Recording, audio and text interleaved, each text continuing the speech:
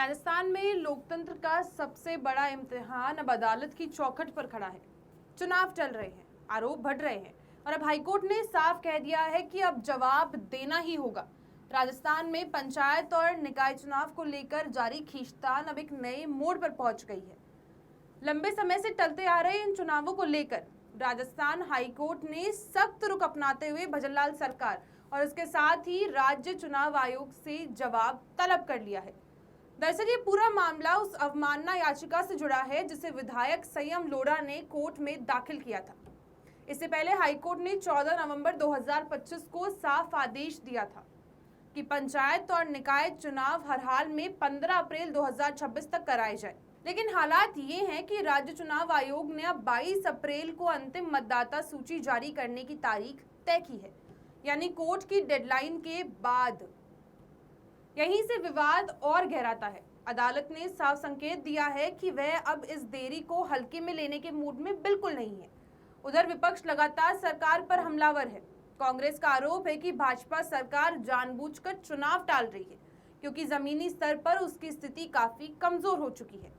सरकार की तरफ से तर्क दिया जा रहा है कि पंचायतों और निकायों का परिसीमन और इसके साथ ही ओबीसी आरक्षण से जुड़ी प्रक्रिया अभी अधूरी है।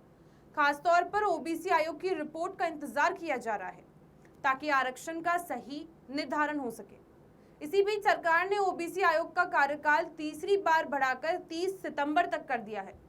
राजनीतिक बयानबाजी भी तेज हो गई है। वहीं भाजपा का कहना है कि बिना ओबीसी आरक्षण तय किए चुनाव कराना सामाजिक न्याय के खिलाफ होगा, जबकि कांग्रेस का आरोप है कि ये सिर्फ चुनाव टालने का एक बहाना नजर आ रहा है।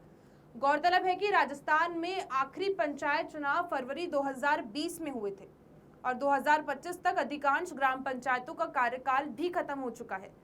इसके बावजूद चुनाव नहीं कराए गए और कुछ जगहों पर प्रशासनिक नियुक्ति कर दिए गए, जिसको लेकर यह मामला अदालत तक पहुंचा था। अब हालात ऐसे हैं कि पूरा ठीकरा सरकार पर फूटता नजर आ रहा है। चुनाव आयोग पहले ही संकेत दे चुका है कि अगर कोर्ट की तरफ से अवमानना का नोटिस आता है तो इसकी जिम्मेदारी सरकार की होगी।